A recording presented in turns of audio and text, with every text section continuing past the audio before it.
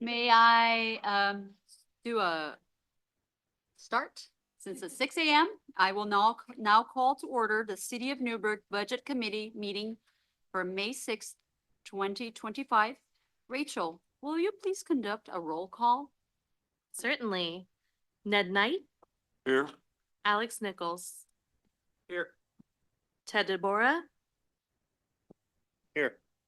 Austin Crackraft, Here. Raquel Peregrino de Brito. Here. Judy Brown is absent. Elias Simoniuk, Here. Bill Rosacker, Here. Gary Turgeson, Here. Derek Carmen, Here. Peggy Kilberg, Thought you'd never ask. I'm here. Elise Yarnell Holloman. Here. And on the page, there we go. Mike McBride Here. and Robin Wheatley. Here. Thank you. We will now stand for the Pledge of Allegiance. I pledge allegiance to the flag of the United States of America and to the republic for which it stands, one nation, under God, indivisible, with liberty and justice for all. I will now open the floor to public comment. Rachel, did we receive any public comments? No, we have not received any comments. I will now close the public comment session. Moving on to presentations, I will now turn it to the city's finance director, Katie Strobe. Thank you. Okay, I think tonight, before we get into the public works show, let's knock out the two community development funds. So if we start on page 83, that will be the building fund.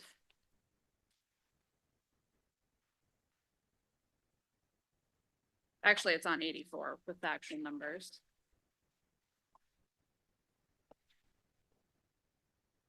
And then I'll just briefly touch on the revenue before Scott gets into the rest of it.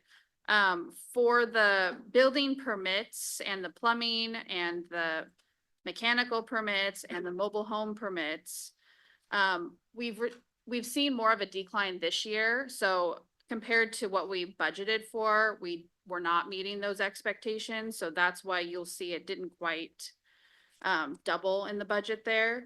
So we're kind of expecting it to be pretty flat next year, a little bit of growth based on what we're seeing with the planning permits, but it's not going to be exponentially more than what we've got this year. So it's pretty flat across the board there. The plumbing is a little bit less than what we've budgeted for this current year. And same with the mobile home permits. And then there's a pretty big jump on the interest earned. That's mostly because that's just historically been way under budgeted there. So we got it trued up to what we've been actually earning the past several years and budgeted that going forward. Question? Yeah.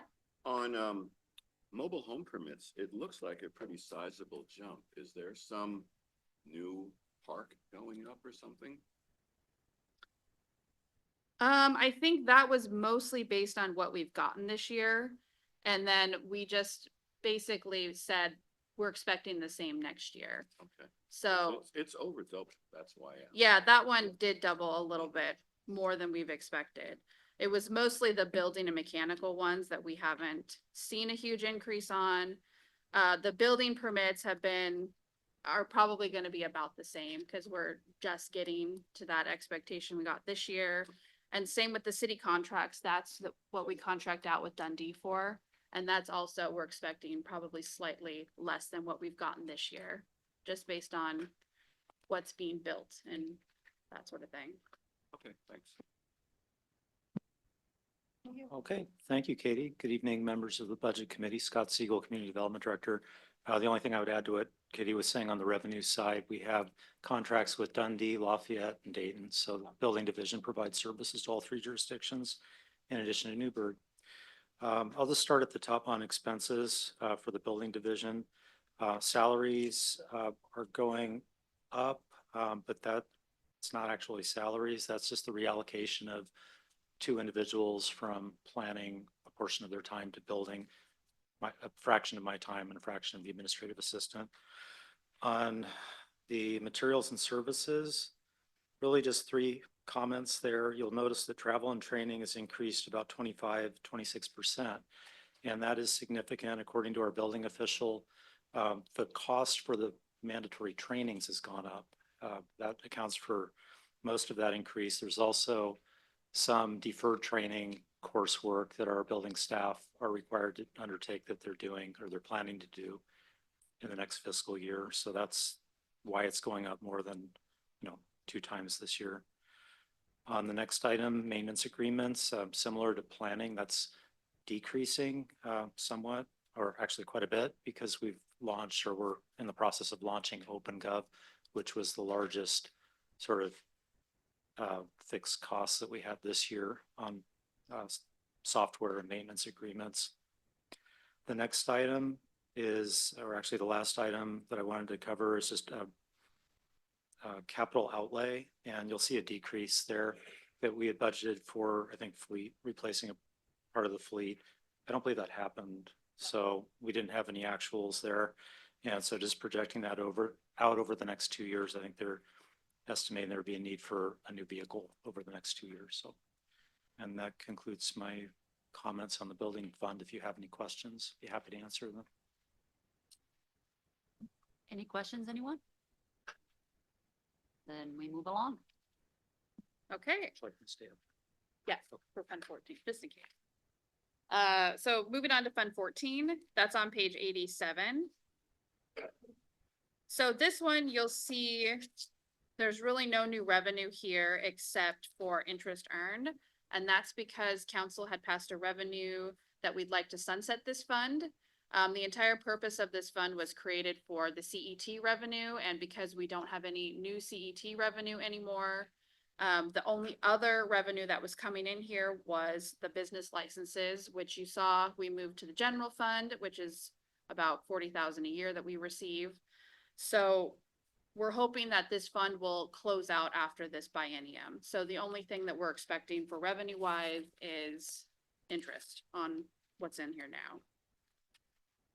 And then if you move to page 88, we have the allocations here for the CET down in the special payments into the 3 buckets, the developer incentives, the housing community services, and the affordable housing incentives. And then we have a small piece in the contingency for the affordable housing that we have yet to determine what is happening with that. So we're hoping over the next 2 years, we can spend this out and close this fund. I have a question. See that we have still some, I'm sorry, never mind. I see 0 there. Okay. Never mind. Any other questions on Fund 14? Okay. Thanks, Scott. All right, so now we'll move back to Fund 31 on page 64 for emergency management.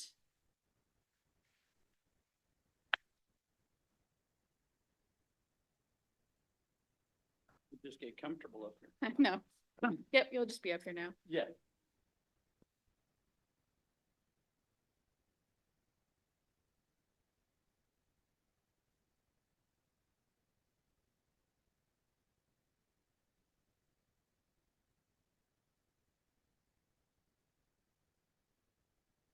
Oh, yes, and this is a new department we created this year. That's why there's no actuals or last year budget.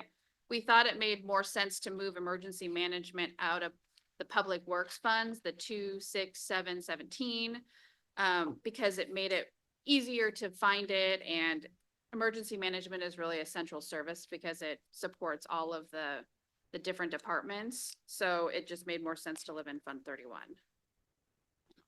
Okay.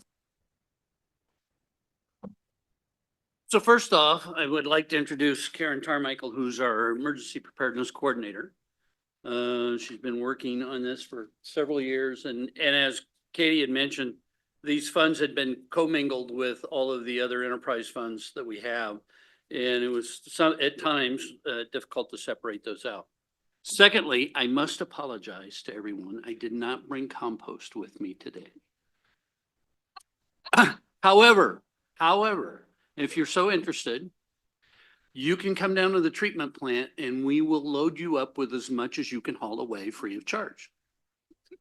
We're doing that for everybody. We actually met capacity. We had no more storage room and we're giving it away until it's gone. And fortunately, we have about 27,000 residents who will make more.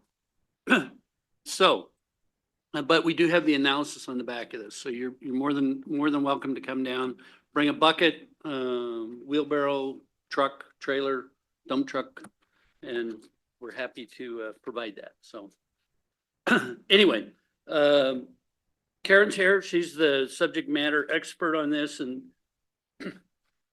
yes, you have to agree with that. I do. But we have moved this out into a separate fund. And again, it's a brand new fund. Now, these funds have been moved from other locations into that. I think one of the primary things that we're going to be taking a look at and the costs in there, number one is travel and training. And part of that money that's there is to bring in some of our, not only for our own training, but for staff, but to bring those people in that provide the FEMA training that we need. Used to get FEMA training, you had to travel to Roseburg or Seattle or somewhere else to get the 300, 400 level, which is the higher level. But now we have the opportunity to bring them in and do that for our staff here and also invite other local communities to participate in that. The second thing that we're going to be spending some funds on is, and that's part of the professional services, is completely outfitting our emergency operations center, which you're sitting in right now. We've been working on it periodically over time, but we're going to outfit it with all of the materials that we need. We can resource that, but there are some things that will help us delineate some of the duties in an emergency operations center. You have a wide variety of folks that are doing a wide variety of jobs. And one of the things is identifying them with a different colored vest, with a badge. We have the local Aries group, which is the radio folks that provide us backup communications with their low band radios that we've been working on as well. So they have equipment here in the building. So I don't know what else I might be missing that you are aware of, but that's kind of our major hits on this. It is. There are a few other things that fall in that training budget, which there's a cost to hosting trainings with our staff where we're doing more than tabletop discussion. So there are some costs that go into that. Also, this room right now is purely paper and pen. So getting us some sort of setup and so that we can do some things digitally and on information, digital boards, that kind of thing, is going to require a little professional support from a vendor to help us do that, which is part of those expenses.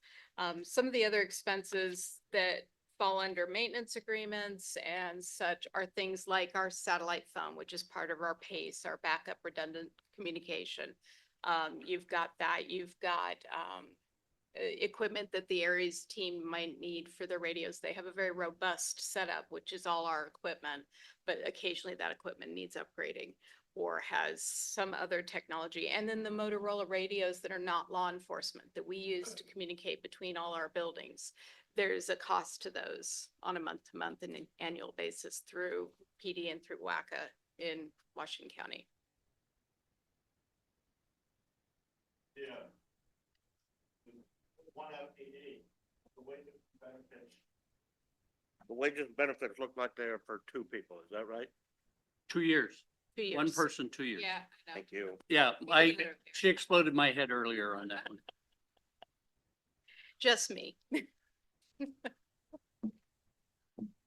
You mentioned centralizing the training and offering it to other agencies. That's correct. Are we gonna see, or should we see revenue in there? Yes and no. It depends on the type of training. There are some that we're required to offer to our partner agencies at no cost. It's the same as if I went to a free class being hosted by Marion County. So it depends on where the dollars come from. Sometimes we'll ask them to chip in for their share. So it just depends on what type of training. There's a little bit of mutual aid partnership that's involved, but those shared students would be people we have regular interaction with during an event where that cross-training or that reliance on each other is going to be critical to our ability to recover. Are we the only city that's kind of centralizing it here? Or is it other cities doing the same thing? Yes, the bigger cities do all the time. In fact, some of my training has been obtained in Portland or through TVFNR or out of other counties. But not all cities have emergency managers or a program. Some of them are run out of the city manager's office and they have 5 jobs and, you know, they're a city of 6,000, so they don't. But McMinnville and Newburgh have a size, so we have emergency management programs. I think one of the other things that we benefit from having Karen with us is the connections she's made statewide, both with OEM, the Oregon Emergency Management, and the other emergency managers to do that, and gives us greater flexibility and gives us those relationships where we can bring those folks in and offer that to the smaller communities around us, from St. Paul to Carlton to Amity, that might not have the ability to travel all the way down to Cay Falls to take these. And one of the other things is on funding, with the unknown federal funding status in some of these, a lot of times they would provide their trainers and pay for the cost. So it may be, we're kind of looking at what do we do? So it gives us the opportunity to get our folks trained here locally without having to send them for 3 days to Cay Falls or, Seattle or somewhere else. And with a staff of our size, that's not very feasible for our operations to send the number of people. But if you think about it, look at all the smaller areas that are going to come to Newburgh if things go badly. And we'll suddenly be supporting people we hadn't expected to. Folks from smaller cities, outlying communities, urban areas that are just on the fringe, but not in the city boundaries. So any cross-training helps us strengthen the pool of people who can respond.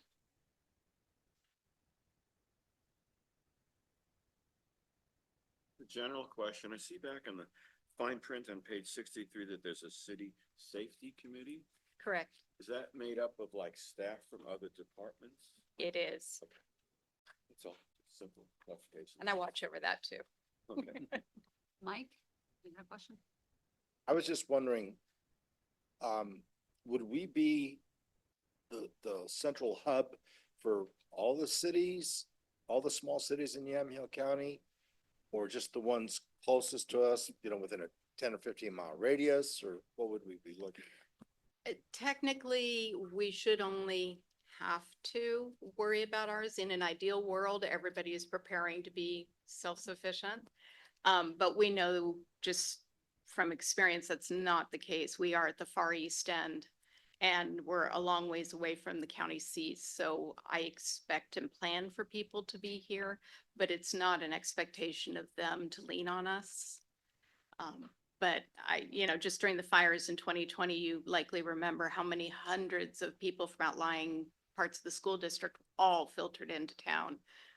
So should we expect and plan for it? Yes. Are we expected to do it? No. One of the things to keep in mind is, should we experience a Cascadia event, we have done previous planning with the county, and all the bridges are impassable. It's 97 miles between us and McMinnville without crossing a bridge. It can be done, but that distance is tremendous when you're working on an emergency. And we have a local airport. So that there's a very good chance that we may be isolated for some period of time from that. So we have to prepare in that manner. All right, I think, I got one. Is there any plans for applying for grants that, I know there's emergency grants out there that and cities and small districts can apply for? Yeah, we do. We go after grants whenever we can get them. I will caveat that with the current landscape right now federally. The expectation is that the state and counties and communities are gonna have to be more resourceful locally. But we do go after grants frequently. Our emergency water pods were grant paid for. Some of the Aries equipment 5 years ago was purchased off of grants. So anytime we see them, we do chase after them. But some of those federal pass-through dollars are going to be hard to get unless temperatures change, so. Okay. So to keep it within the scope of the discussion from a budget, so what I hear from you is that if for all the partners and people who we, as he said, we will cross-train because it's beneficial, because it's in our interest. But say a city, so we have this training and I'll give an example of, I don't know, Bend. Whoa, Newburgh's gonna have this person come in. I'm sure that there will be some kind of like compensation because we technically wouldn't partner with them. And therefore, I'm confident that you would make a decision to make sure that the city resource is. Absolutely. Thank you. And if it's that kind of thing where we're seeing some abuse of it, we will change how we're promoting it. But thus far, that hasn't been the case. We've been very fortunate. So yes, we'll keep a weather eye on that. Great, thank you. Any other questions? Okay, Next. thank you. Okay.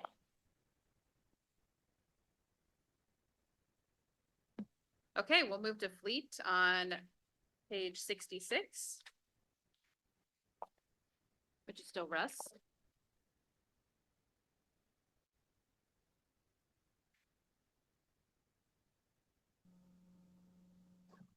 Should I have the VIN for them here? Pardon?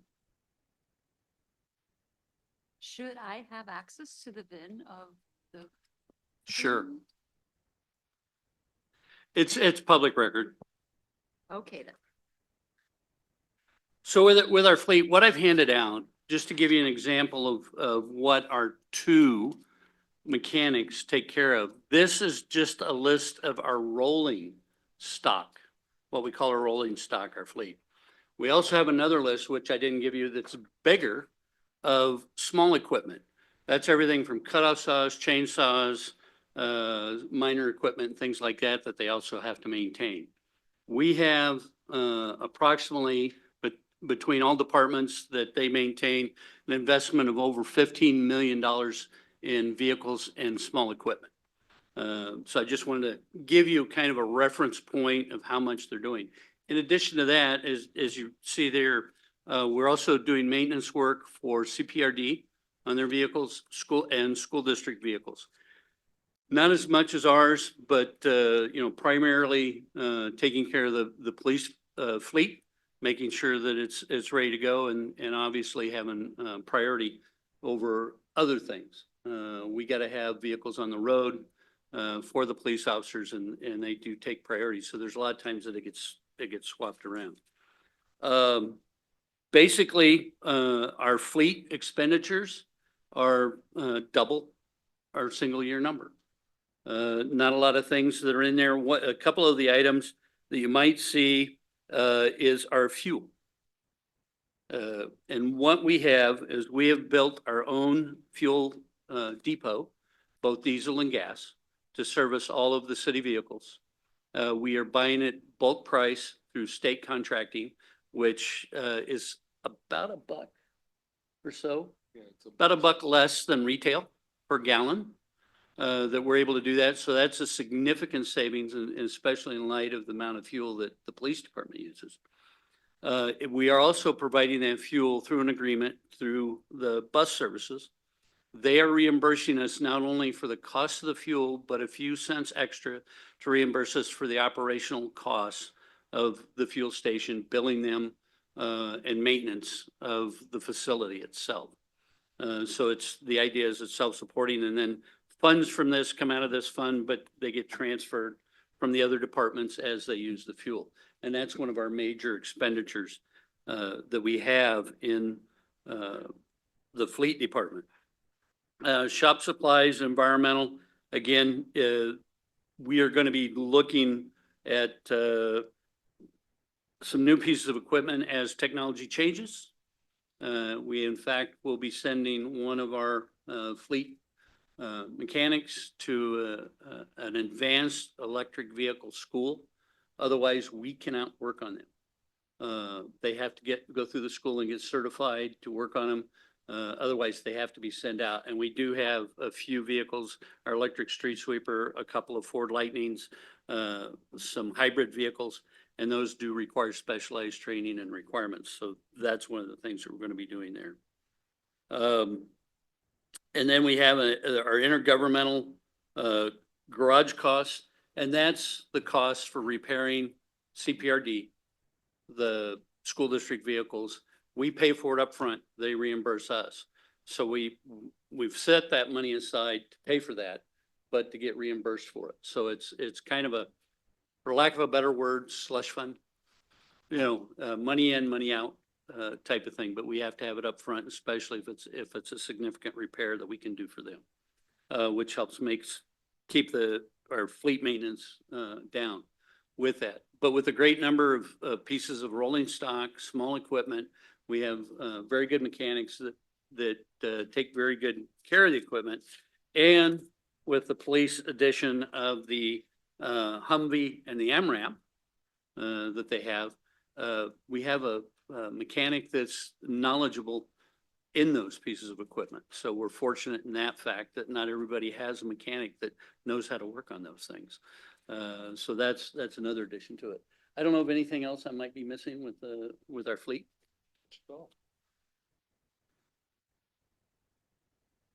So I just was thinking, do we sell fuel to TVF&R and do we work on their engines? We do not.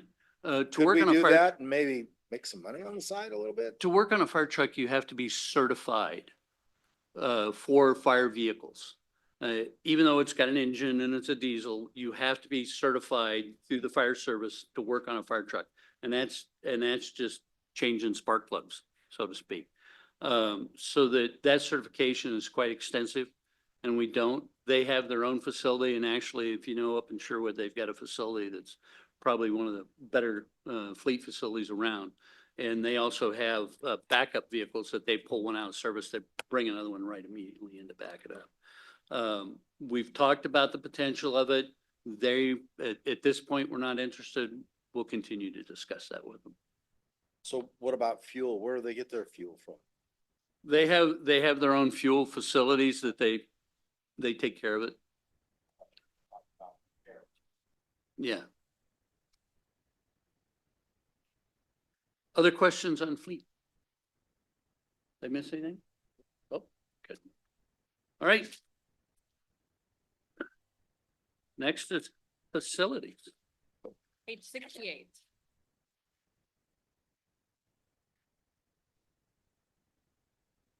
Hope everybody likes the picture on that front cover. That one picture is actually water running out of the light fixtures in City Hall. I know. We don't know how that happened, but every light fixture had water running out of it. And you know how electricity and water mix, right? Yeah. So with our facilities, we have one person in facilities that's working on facilities and grounds at this time. Some of the expenditures basically have doubled for the biennium year. One of the larger numbers is our maintenance agreements. And a lot of that is because we are doing a lot more maintenance on HVAC systems. For example, this building has 23 separate HVAC systems on this building. That was done. If you go up on the roof, it's a farm up there. But it also houses our network systems, which we have to have redundant HVAC systems to keep them cool. 100-degree day, and those things are generating 200 degrees of heat off of them. We have to be able to keep them cool and keep it redundant. Same thing with our emergency dispatch center. We have to have redundancy on that as well. We are probably halfway through the replacement of the units up there. The other half are fairly new. The other half are original when this building was built in 1999. Most of those HVAC units have a 20-year life expectancy. So we're well past that. We're driving them until they die. And then we have to replace them at a cost somewhere in the neighborhood of $30,000 a piece to have those replaced. It doesn't make sense for us at this point in time to do major repairs on them because then we still have a 30-year-old HVAC unit that's running, and the new ones are much more efficient. So so you have the capital outlay to Yes, in stock, and as they die, you replace them. You're not proactive like, okay, we have this group here, no, as they die, you replace them. they could be running perfectly today and And tomorrow? tomorrow it's Yep. smoke comes out. And that's when you go in And that's when we have to go after. So we have a programmatic approach where we know which ones are in the worst shape. We are targeting those next. And what we're doing is a lot of the ones that are up there are similar. So we're stocking all the ones we pull off in our yard so we can pull parts from it to keep the other ones limping along until we can get the money to replace them all. And then we'll do one massive dump when we've replaced them all. One of the issues we face with them is the availability and materials with them. It could be, I know last time it was like 6 weeks before they found one back east somewhere. Yes, it's getting more difficult. I can't remember the exact terminology, but the coolant has changed to the EPA standards and all that. And so trying to find the coolant parts for these older machines is extremely difficult and costly. The last one we had to buy was 13 grand just for the part. But it was faster to get that, and it was critical infrastructure, and we had to do it before we could replace the unit. One of the other large numbers you see is our capital outlay. Now, we are dealing with, fairly new public safety building that has been seismically upgraded, but we're also dealing with a very old city hall. Even though it's had a fire, it's had 3 floods. It's been wetted down, but we're still in that building and we're still taking care of it. But there's a lot of things that have to happen with it.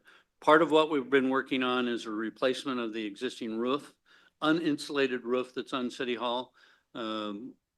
If we get into the freezing temperatures, which is what happened with the flood, so we're going to replace that with an insulated roof that's up there. There's a couple of vent louvers that are on the roof that we thought had a thermostatically controlled louver in it.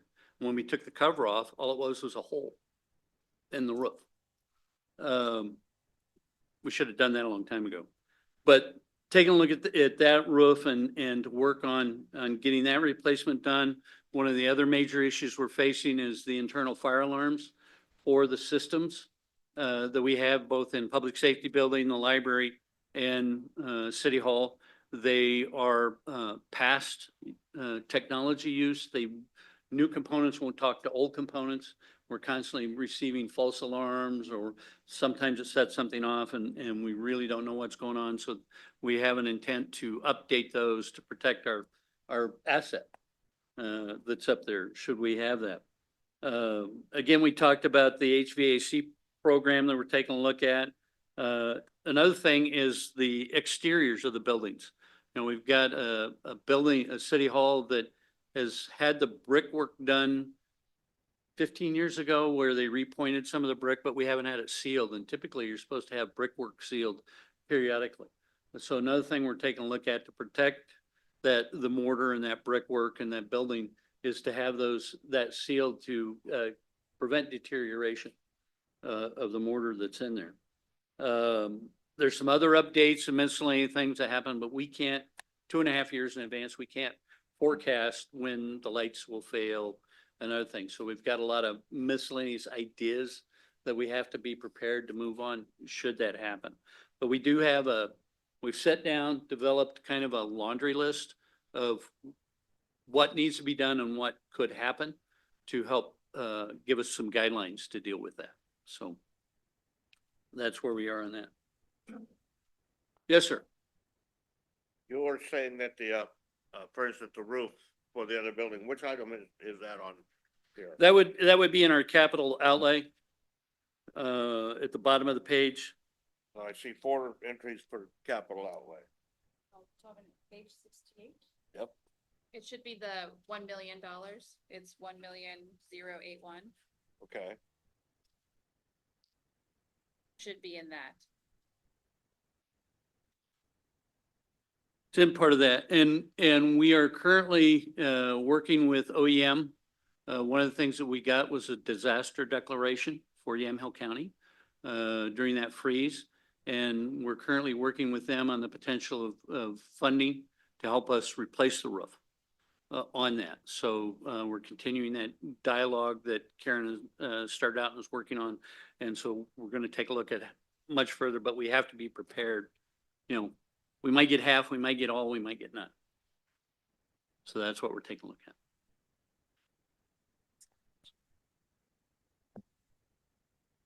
Going clear back up to the top, I'm sorry I didn't catch it sooner, but the FY 25 salary is just under 50 and the 27 is more than tripled.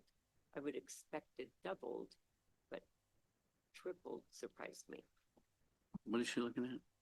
I Oh, can explain that. salary. actually. Ah, So, we decided, this leads into actually some of my other FTE discussions for the next funds, but a lot of the public works funds were split, had odd splits between, like street fund, stormwater, and the facilities person was previously split among those other funds, and we didn't think that made sense, so we put all of his salary into facilities, and we did the same thing with fleet, because they were also split partially with the other ones, and it really didn't make sense, so we cleaned that up this year, so that 100% of their salaries are in these funds going forward. Not sure how that explains the triple. In the So salary, just before it was only like a quarter of his salary was in this fund. Yeah, and then the rest of it was in like the street fund or wastewater. 0.13, Yeah. 0.8, 0.27. So we wanted to clean that up going forward. Any other questions for facilities? Thank you. And I apologize, I didn't introduce Preston Langlers, who's our Public Works Maintenance Superintendent.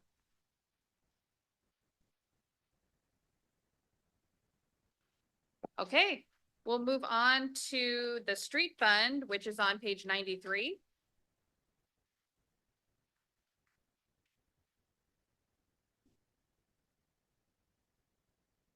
And piece, just to get that out of the way. Oh yeah, we'll need one more chair. There's gonna be a whole line of people talking on these next few. So for the revenue piece, some of the bigger ones that jumped here. So the federal exchange grant. So this one, ODOT changed the way that they distribute this. It used to be on a reimbursement basis. But now they give us the whole allocation up front so that we don't have to submit anything reimbursement wise. This current fiscal year, we got 331,000. So we're expecting to get a similar allocation in the next 2 years based on what ODOT has told us. So that's why you'll see that has jumped a little bit. The gas, oh, sorry, that was for the federal exchange grant. I know that one does not have a page number. Which is fixed in the final version. Yep. There's always gotta be one mistake somewhere. So you said 300 and some thousand. I don't see that there. I see the 504. No, so, under the adopted FY 25 where it says the 142. So we've actually received 331,000 this year. And so that's why next year it goes to 663 because we're expecting a similar amount for the next 2 fiscal years based on what ODOT has told us for the grant. And then for the gas tax, again, that the state has told us that's gonna be 0 to 1%. So we put around 1% for both years on that. So that's a very small increase, and that goes for the bikeway taxes as well. The reimbursed costs and both the labor and the capital projects, those are just for various things that we get reimbursed for on projects. The other one that goes up significantly is the development review and inspection fees. We've just had a lot more of that revenue come in this fiscal year, so I trued it up based on what we got this year and put that for the next 2 fiscal years because we way under budgeted that for this current fiscal year.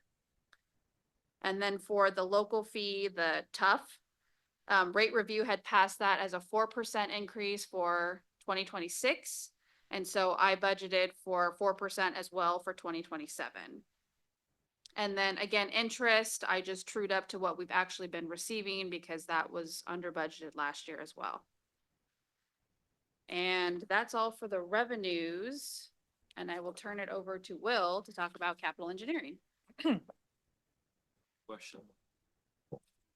Oh, yes. Going back one page on 93, you mentioned that you had 3 FTEs added for a sidewalk crew in the last 24-25. Yes. Is that ongoing? Was it just in that one period? Because I didn't see that.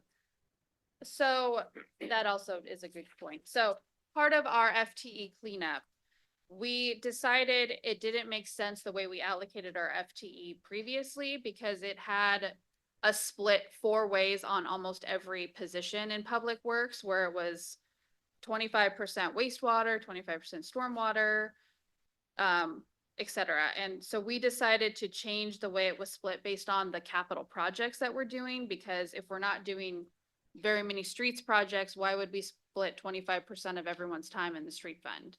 It really doesn't make sense because they're not going to be working on streets anyway. So we changed everyone's FTE split who is in public works to 45% wastewater, 15% stormwater, 5% street, and 35% water, which you'll see the capital projects next time, but it's a simple ratio based on those. So that's why you don't directly see street maintenance for those sidewalk crew. So they do exist, but they just have a general CIP split. Yeah. Okay, so a little bit more about that, because this idea was one that we came up with as an original idea that no one else has ever had. So we realized that to keep good liquidity in all the funds, so that we can have good fund balances across the board, it doesn't make sense to do arbitrary 25% splits on FTEs. And we came up with this idea, which was instead, let's do the labor splits based upon the amount of effort the city is doing in a certain area. And the immediate win we got from that is that the transportation fund recovered really fast from Elliott Road when it wouldn't have, because we weren't projecting as much work for the first biennium in construction in transportation. So the splits leaned out of transportation and in favor of other funds. So by having the split chase what the city is actually doing, it becomes a self-correcting mechanism that ensures maximum liquidity in all of our ending fund balances. And it's cool. Yes. Does anyone have any questions on that?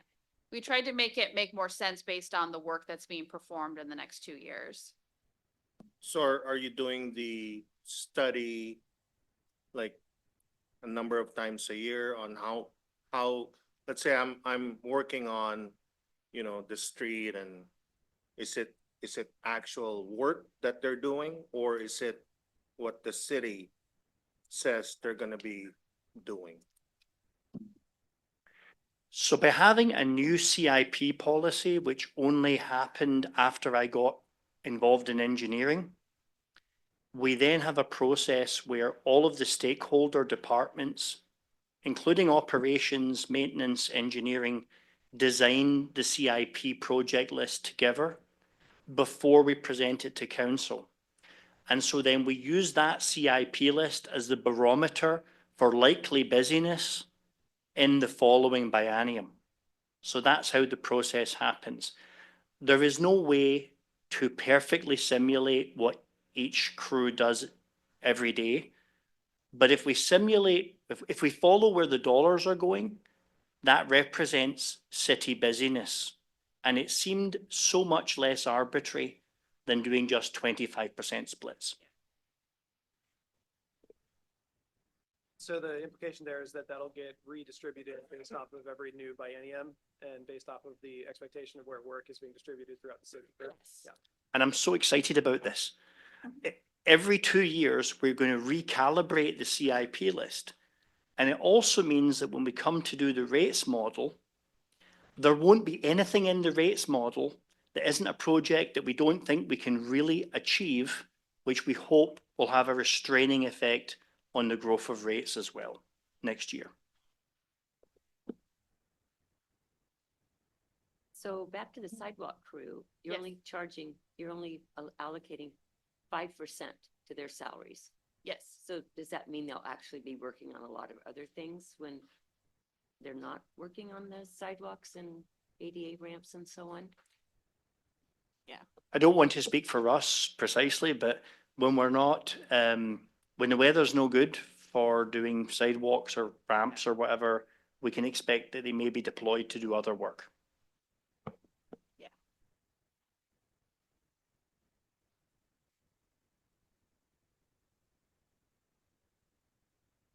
Capital engineering. Yes, our speaker's not here. Okay. On the gas tax, Oh, yes. does anybody actually request an audit of the state to really see where the money is going? Is it going to the cities, like it's supposed to for roads? Does anybody ask for audits, or how do we know that that's true? Cause I quite frankly don't believe it, but.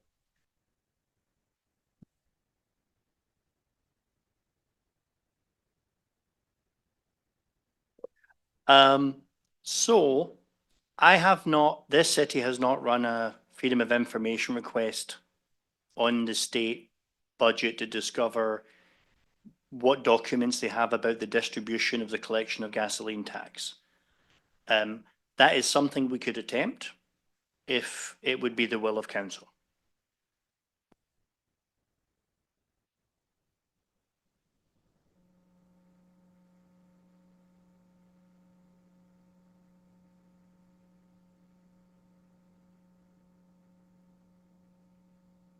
All right, if no further questions? Engineering? So calling our contract engineer out at night costs money. So here I am. So I'm going to be taking this thing that is on page 95, and that is the capital engineering division. So this is the part of Public Works efforts, which is to do with building pipes, building lift stations, and all of that capital improvement projects that you see in the CIP list. The actual CIP list will be covered at the next meeting, however.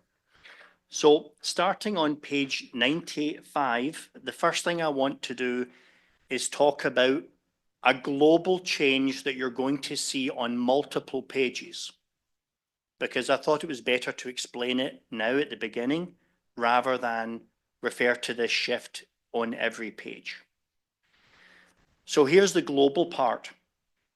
This year, we shifted from in-house engineering staff to a Keller contract with Keller Engineering.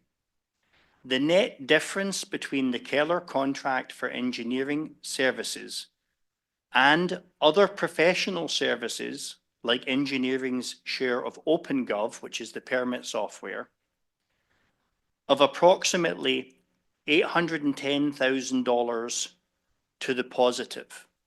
So in other words, when we went from having multiple highly compensated in-house engineers and shifted to engineering services with Keller, the effect, and that's over a biennium, that's 2 years, was a savings of about $810,000.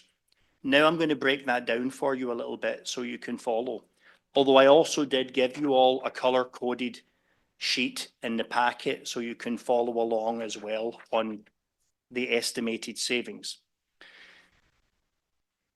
So this is based upon an estimate of where the labor dollars would have gone without doing the restructuring and layoff, which would have been approximately plus 9%.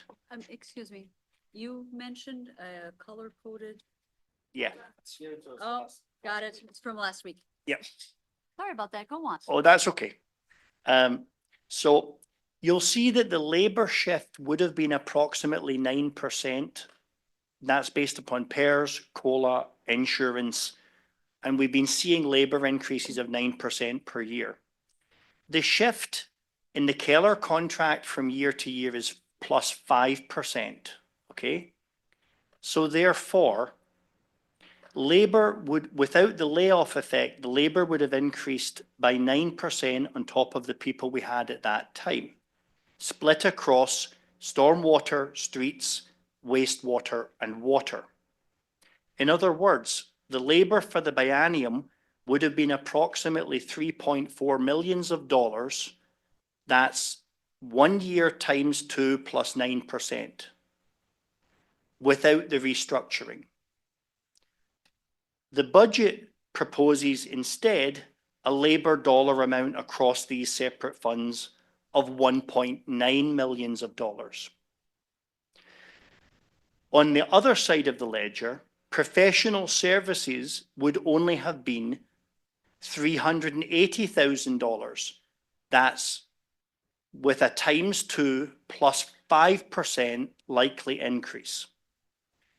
This budget instead proposes a much larger number of $1.18 million approximately. If you take this net across all 4 funds, that's 2, 6, 7, 17, this creates a savings of approximately $810,000, and I cannot give you greater specificity than that because some people take family insurance, some people don't take family insurance, and because there is some other software increases built in, like the new cost for the OpenGov permitting software. But the critical takeaway is, by going to the Keller contract, we have saved a substantial chunk of $1 million. And arguably, we're getting a more responsive service and one that's not as likely to increase by a higher inflation rate in years to come. Now, I'm going to have to ask the question. Why do you think that a contractor will provide you a more responsive service than an employee, an in-house employee? Because the process to win the contract was highly competitive and they want the money.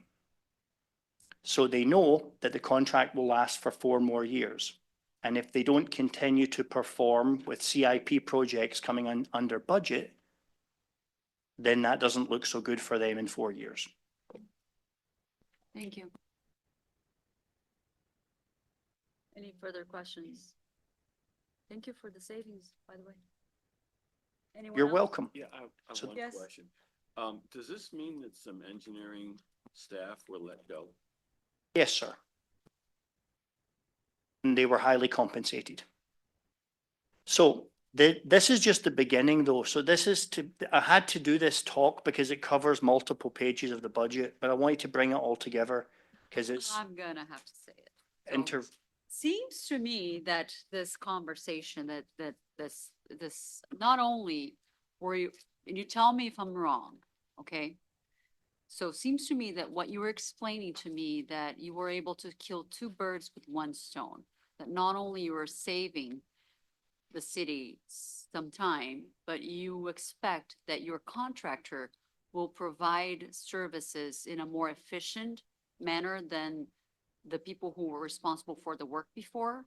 Would you say that that is correct? That is precisely correct. And to give you one case in point, I asked for 7 months for the CIP table to be developed under the previous relationship. It was never developed. Keller Engineering developed the data for me in 1.5 months, ready to submit as part of our capital projects. Thank you.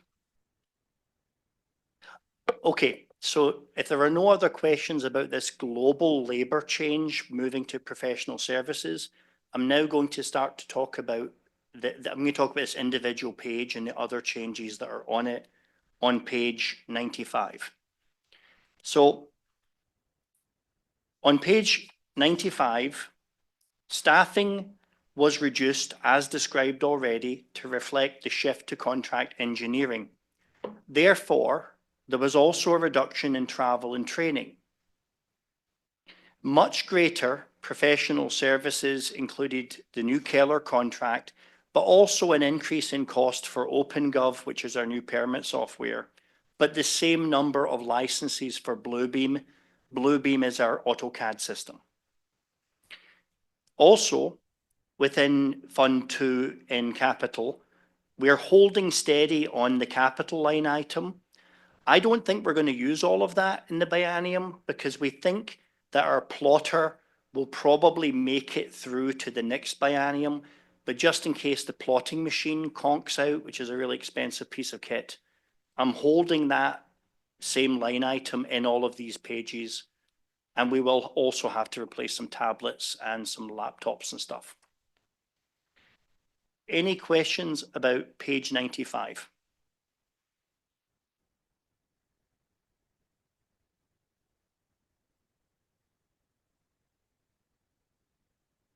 So as Katie referenced in the last session, each time you see an internal charge, that's for the internal overhead of the whole organization, which goes to all the departments that are in Fund 31. So that's to support IT, HR, the new emergency management department, all those things that live in 31. So every time someone in finance goes into IT and submits a ticket for their computer not working, there is a charge to the IT department. The IT department will charge finance for, hey, we fixed your computer, yada, yada, and then that way they allocate resources.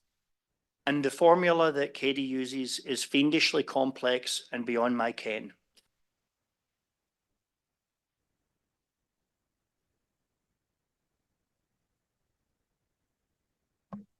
Hearing no further questions, let's move along. Okay. I will talk, so on page 96, we have operations. So this is a new department in the streets fund. This is purely because of that labor shift that we talked about, where we decided to make everybody that CIP split. So we previously hadn't really had any operators per se in these funds. So that's why you'll see this is a new department with part of their labor splits in here. But they don't have any actual materials and services because their departments are in water and wastewater for that. Any questions on that? Okay. How did you do the projections if you didn't have any actuals for the previous? Based on, we have a workforce plan based on to the T, based on people's costs, based on COLA, actual PERS costs and everything. So it's pretty exact for that, but there's just no actuals there for this year.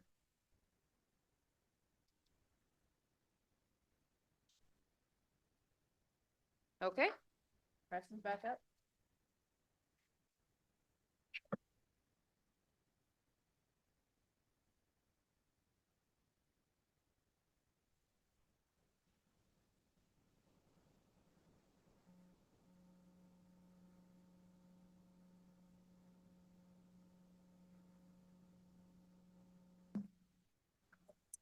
All right, street maintenance. Again, a majority of the line items are just doubled, taking into account inflationary costs that we face with the current things that are going on in the world.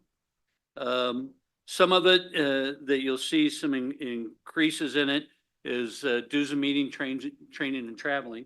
While it was reduced in engineering, mine that was in engineering has moved to, the maintenance funds. So it was a transfer of funds from one location in street fund or water fund, or you'll see it across the board, into that, for that. Also, as technology changes, we got to bring people on board, and bringing new staff on board also incorporates additional training, that we're experiencing a little bit of a turnover, and bringing new staff on. So that's going to increase what we need. Maintenance agreements is one of the ones that you'll see, one of the large numbers on that's a little more than double. And again, that's taken into the accounts that we have with that. And a lot of that is dealing with some of the things that we have, such as striping the roads, putting on dust palliative on the gravel roads. Again, these costs have accelerated and gone up. We contract with Marion County. Marion County contracts with Polk County, Marion County, ODOT, I think Lincoln County, to do all of the road striping. So centerline, skip striping, fog line, they're doing all that and doing it under contract with us. And everybody's got their little niche of when they do it, and we're usually late August is when we're on their schedule with that. But costs have gone up in that regard. Same thing with materials, concrete. We just got notice of another increase in concrete costs, along with materials with that. Asphalt has jumped dramatically. It's petroleum based, and it fluctuates with petroleum, but typically it goes up and doesn't go down like most other things. One of the big numbers that you're going to see on here is street lighting. As everybody's acutely aware, PGE got a 7.2% increase this last year, and they're going to request another one in this coming year. We don't have the crystal ball on what the PUC is going to allow for increases, but we know that it's coming. And so we're trying to hedge our bets over the next 2 years with that. In addition to the Colina and other developments that's going on, we're adding streetlights with every street corner that goes up there, and so that's an additional cost. One of the things that we chose to do with street lighting is not maintain them ourselves. We would have to buy them, and then to work with PGE and to be able to maintain them, we would be required to have a licensed lineman, which the costs for those are exorbitant, for benefits package and things like that. So we contract with PG to do all of the streetlight maintenance, which adds another few dollars per month onto the cost of that streetlight. Now, conversely, we changed everything to LED. They don't burn out as often. They have a 20,000 hour life expectancy.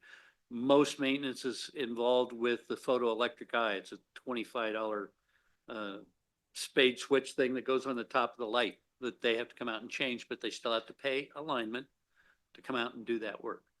So that's a significant cost savings that we've experienced, but it is a significant cost in power consumption costs. Fuel, again, this is one that helps pay for our street sweeper and things like that, and it's an transfer. We pay for it here, and it moves over to the other one as well. With that is one of the major costs, and equipment repair and maintenance. We are getting into more of the things that we need to take care of. A good example is we have flashing beacons out on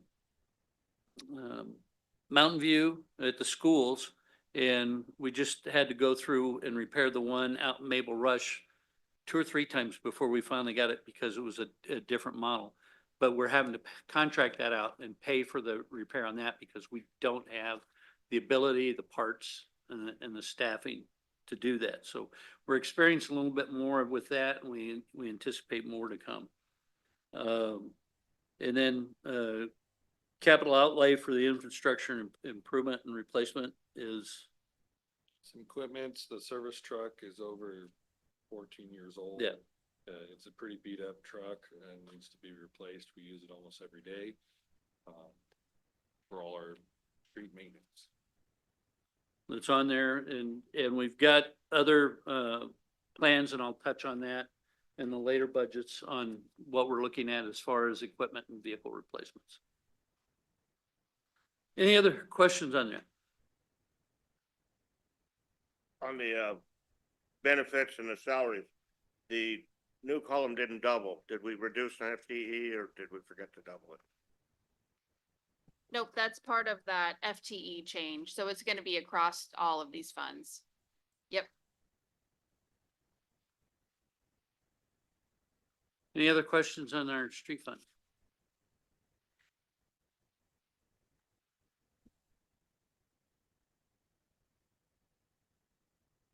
Okay, I will talk on page 98. For the transfers, the transfer out to debt service, that's to cover our bypass loan. So that's 2 years of that on here. The transfers out for street capital project and the tough street capital project, those are gonna go into Fund 18 related to the CIP projects, which you'll see at the next meeting. And then the contingencies on here, we have a small one that's assigned for engineering. That's just a placeholder here in case one of the pool vehicles breaks down. And then the other contingencies on here are street and then one specifically for the tough money that we are planning on spending down. 2-0. Any other questions on the street fund? All right. So we will move on to wastewater on page 100.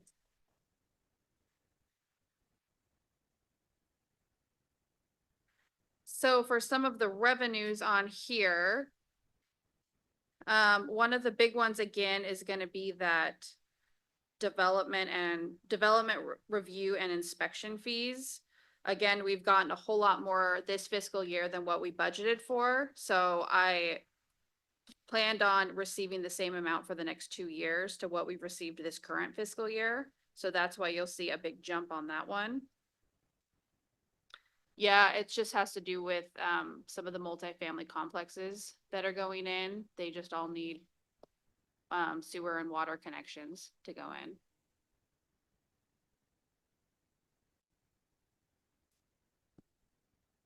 That's for the development review and inspection.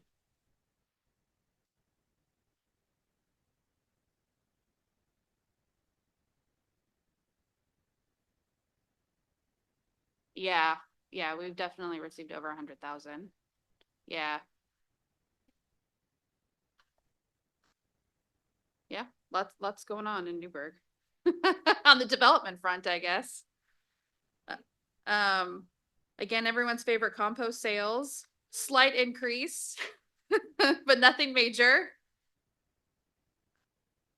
The user fees, so again, rate review for wastewater has already passed a 3.5% increase for 2026. And I budgeted the same increase for 2027. Again, that's all preliminary based on what rate review decides, but we have to put some sort of arbitrary number there. And then the other fees, that has to do with like porta potties dumping, RV dumping.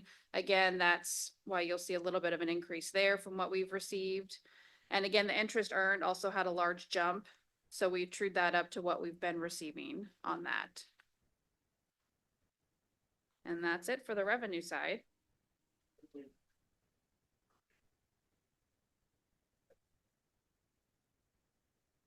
That's based on what we've received this year. So this year it's been a little over 30,000 that we've received on that. So I just went with what we've got this year and doubled it. Oh, To yes. be clear, those are penalties people paid because they were late or their utilities were shut off, I believe so, yes. larger than I would have.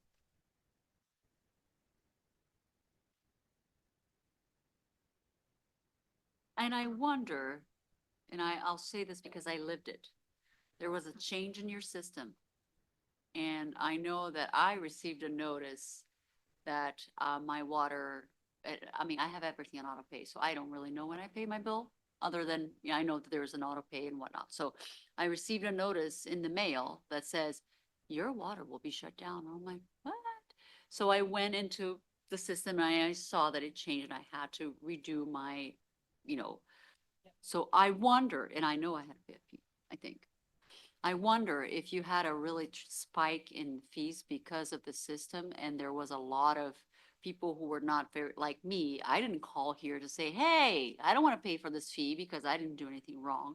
I'm cautiously warning that this spike on this fee may be related to this, but we'll see and adjust accordingly. I think you'd be in the minority if you didn't call. Most of them we did waive. If Okay. most people called and we tried to catch it and ahead of time on those things, especially if it was a card expiring for auto pay, because Yeah. we don't usually charge a late fee for that. So please call next time.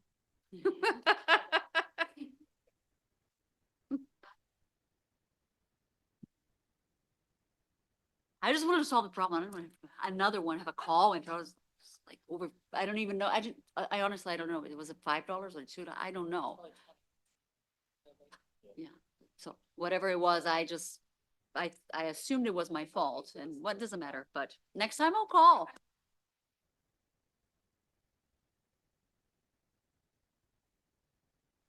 Don't feel alone. I got one too.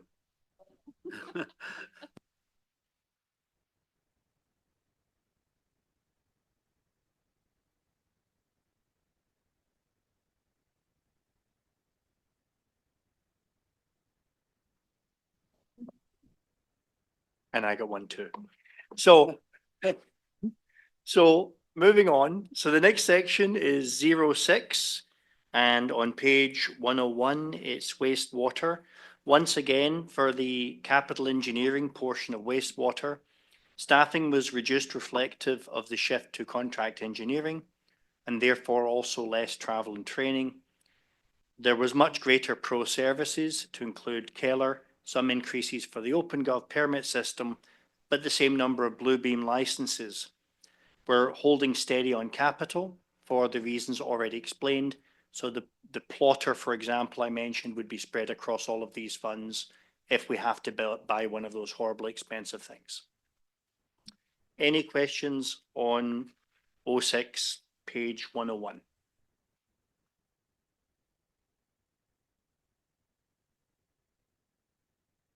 Hearing none, we can move forward.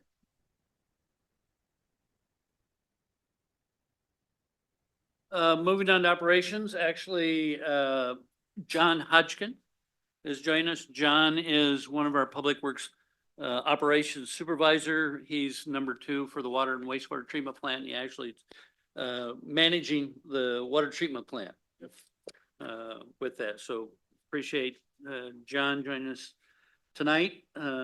Craig is on vacation, much earned and well deserved. But he always picks when it's budget time. Good man. I wish I'd learned that a long time ago. Shrewd. Anyway, going into wastewater operations, you'll notice that a lot of the numbers are basically doubled with inflationary increases. There's really not a lot of things going on. One of the things that does have a significant increase is contractual services. We are currently operating our wastewater treatment plant under a permit from DEQ that expired when? 2007. In 2007. The permit expired in 2007. DEQ has not got back to us yet to renew that permit. They have notified us that they intend to do it in 2026. So we've been operating under the same parameters as that permit. And that's how DEQ views it until they renew it. But when it comes due, which will be in this budget, we are going to have to do significant evaluation of the treatment plant. There's going to be a set on local limits, and what local limits is what can we discharge from our plant to the Willamette River? That's dissolved oxygen, that's total suspended solids, it's the treatment process. So they're going to review that and set that up. pH, the pH of our water, the temperature of our discharge. Is it gonna be too hot? Is it gonna be too cold? Will it have to be chilled? One of the things that happened in the city of Wilsonville is they had to cool their water before they could discharge it to the Willamette, because it was, the water coming in from the residents and industry there was too hot. So they had to cut it down. There's also gonna have to be significant lab, sampling and testing, to go along with that. Plus, we're in every 3 years, you have to do significant, sampling and testing for the water that you discharge. So it's all coming at one time. So I have a question for this. So you already have, seems to me, of a pretty good grasp on the things that you may potentially need to do as an action, as a result of this audit from DEQ, right? So you kind of, you know, you're gonna get a fail, and you already have a plan in place. That's to- absolutely correct. We have a good relationship with the people we work with at DEQ, and they're kind enough to let us know what's coming. That's awesome. So what seems to me that what you're telling me is that you have a projection already for all the action items that will be results of this audit, and therefore laid out plan here and, Pretty much. We're gonna take a sledgehammer to kill a fly and hope that's all is a fly, and we don't need to use a sledgehammer. But if it's something much larger and we have to have a sledgehammer, we're gonna be prepared. Kind of to put it in perspective. audit ready. I like it. Okay. One of the other large, costs we have is utilities. We have to pump everything, at the treatment plant. That's pump it to the treatment plant for some areas of town, pump it into the treatment plant from everywhere in town, pump it around inside the treatment plant and operate all the equipment and stuff there. One of the things that we do have that offsets our electrical expenses is our solar farm, which generates about 17% of what we need, which was obtained through a grant that we built there. So 17% of the overall power demand of Where the is that solar farm again? 17. 17%, 17% of your electrical costs are covered by this plant. Basically, yeah. That's great. So that's why the number's not a lot bigger. So that's one of the things, permits and fees. We know that we've already been told by DEQ permit fees are going up. Internal state mandate is for their permits and fees to cover their programs.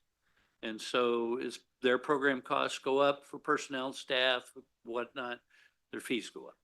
And we know that they've already sent us a notice that it is increasing, but we don't know exactly how much yet. Sure. And just to avoid any confusion, this is not directly related to the DEQ letter we got last summer saying our overall capacity may not be big enough.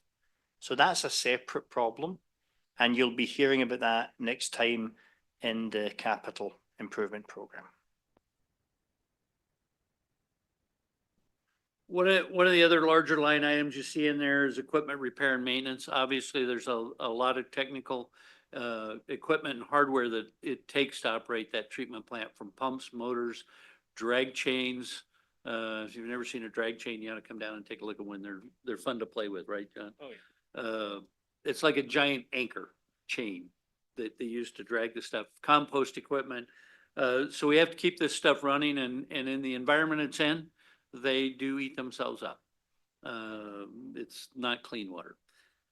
So we're planning for that, but overall, like I said, it's basically double the budget with increase in cost. But the one significant that we will be facing in 2026 is bringing on evaluation. And the beauty of it is, with engineering through Keller, we have experienced engineers that are under contract through them to be able to assist us in that. And that's an additional cost beyond what the engineering stuff is. Because Keller has a bench that's 150 engineers deep. Where when we had our own staff on board, we had 4. And they weren't all experts in wastewater treatment. So Can that I- gives us a little hedge. I have a question. You have a line item here for employee testing. Can you tell me a little bit more about what that is? All of our operators are required to be certified. We have 3 new operators on staff, so we'll be raising them up over the next couple of years. So this employee testing is more related to a certification as opposed to training that is just an update, maybe a certification, but not a required certification, correct? Right. And just to let everybody know, John was selected by the Oregon Association of Water Utilities as the wastewater operator of the year for the state of Oregon. Congratulations. So we have good staff. Best in the state, according to them. Pardon? What'd they get him? A Strive Award and a floating holiday day, but we cannot do more than that. We're not allowed to give bonuses in the public sector. And a week at Sun River during the conference and award ceremony. Nice. Yeah. I have one question. One of the few decreases I've seen in this entire book is building and grounds maintenance. What were you able to do to achieve that kind of savings coming up? We are reorganizing how we do things. And where a lot of it was on the staff, the certified operators who need to be turning wheels and pushing buttons, out cutting grass all the time. We're reorganizing how we do that. We're taking a look at how we're going to do that in the next future years and allow that staff to do the work they're trained and certified to do and utilize some of the maintenance staff to do that. Seems like good use of FTE time for allocated service that is for their competence. Go on. So the major pumps that you have, what's the life expectancy of them? And if we had, let's say 2 of them go down suddenly, do we have enough parts for backup, or how long would we be out until we could get a company to bring a pump into us? We currently have 6. Right now, we're running off of 1. In the winter, we'll maybe need 2, so we have some backups if we need to. But part of the capital outlay is budgeting for replacement of 2 of the older ones. One of the things they do on a routine basis too is pull them and go through them and have them rebuilt that's on there. And another item is they've standardized, we have several wastewater lift stations throughout town, and they've standardized the pump. The pump in lift station A will fit in B and C and D. They're all the same. So they can pull one, and they've got a couple on the shelf that they've gone through, rebuilt and ready to go. They can pull one out that's having problems, drop another one right back in and continue to do that. I was just curious, do you have a rough breakdown percentage wise of residential versus industrial contribution for wastewater? We have a staff member. I could get that information for you, but.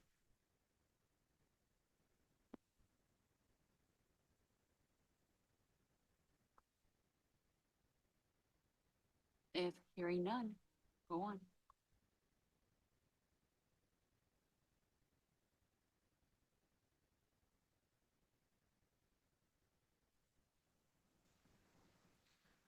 All right, moving into wastewater maintenance. Wastewater maintenance takes care of getting it from your house to the treatment plant.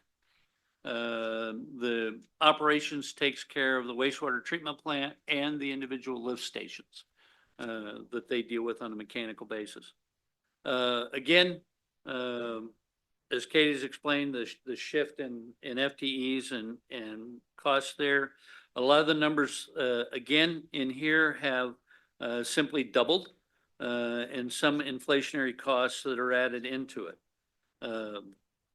With that, water system, wastewater rehabilitation. Again, for people that don't know, our pipes under the ground, in a lot of cases, are well over 100 years old. They're made out of vitrified clay, and if you want to know what vitrified clay is, you got a clay pot, you plant your flower pot in. That's baked clay, and if it's shiny on the outside, that's vitrified. It's been baked in an oven. So we have vitrified clay, we've got, concrete, we've got Orangeburg. Orangeburg, is mostly used, and we're running out of places to find it. But Orangeburg was made during World War II. It's rolled tar paper.